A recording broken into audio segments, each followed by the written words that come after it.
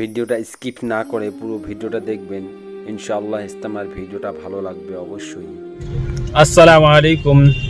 আমরা সবাই ইনশাআল্লাহ রওনা দিয়েছি আমাদের লোয়ার আসামের একটা ইজতেমা গোয়ালপাড়া জেলাতে হইতেছে।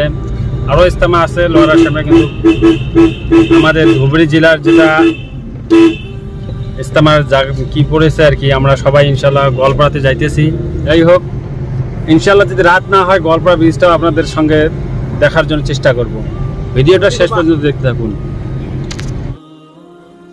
আপনারা যে এই ভিডিওটা দেখতে পাচ্ছেন, ওই ভিডিওটা হইল গোয়ালপাড়া রাখালডুবিতে হয়ে যাওয়া ইজতেমার ভিডিও। জোয়া 9, 10 এবং 11 ফেব্রুয়ারিতে এই ইজতেমাটা হয়ে গিয়েছে। ভিডিওটা আপলোড দিতে অল্প লেট হয়ে গেছে, কিন্তু তাও আপলোড দিতেছি, কারণ এখানে আমি বহুত কথা বলবো, যে কথাগুলা মৌলানা সাদ সাহেবকে নিয়ে। তাই আপনারা পুরো ভিডিওটা দেখবেন এবং ভিডিওটা অবশ্যই শেয়ার করবেন। যে মানুষগুলো মৌলানা সাদ সাহেবকে নিয়ে বহুত সমালোচনা করতেছে তাদের কাছে পৌঁছায়। এবং আপনারা যদি আমার চ্যানেলে নতুন হয়ে থাকেন, আমার চ্যানেলটাকে সাবস্ক্রাইব করবেন এবং ফেসবুক পেজটাকে ফলো করবেন অবশ্যই। আর যারা যারা এই ইজতেমার জন্য কাজ করেছে, সময় দিয়েছে, স্থানীয় লোক যেগুলো বাইরের থেকে গিয়েছিল, তাদের সবাইকে আল্লাহ যাতে এই মেহনত, তাদের মেহনতকে কবুল করে নেয়, এই ইজতেমার উসিলা করে আমাদের সবাইকে যাতে আল্লাহ হেদায়েত দান করে এবং সহি বুঝ দান করে।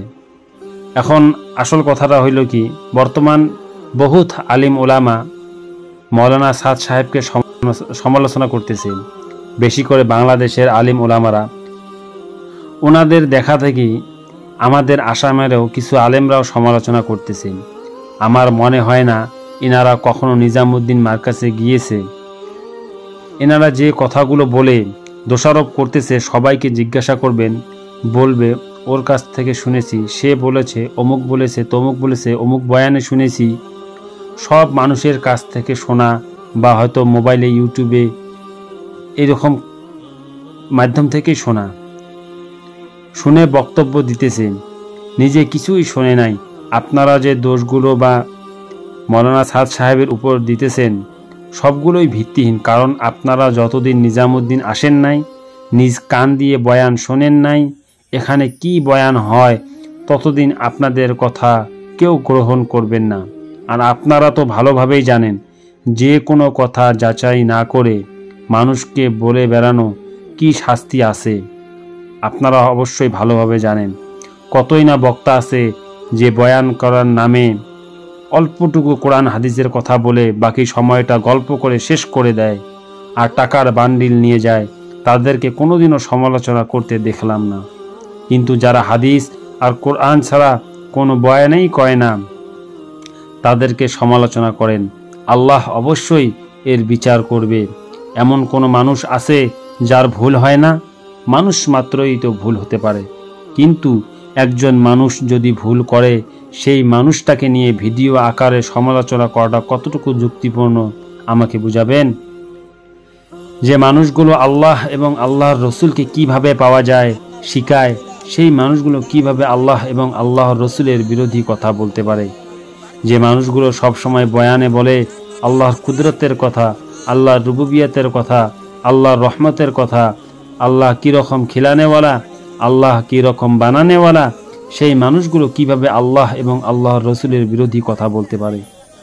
একটা কথা হইল, হিংসা করে আপনারা যত পারেন সমালোচনা করেন।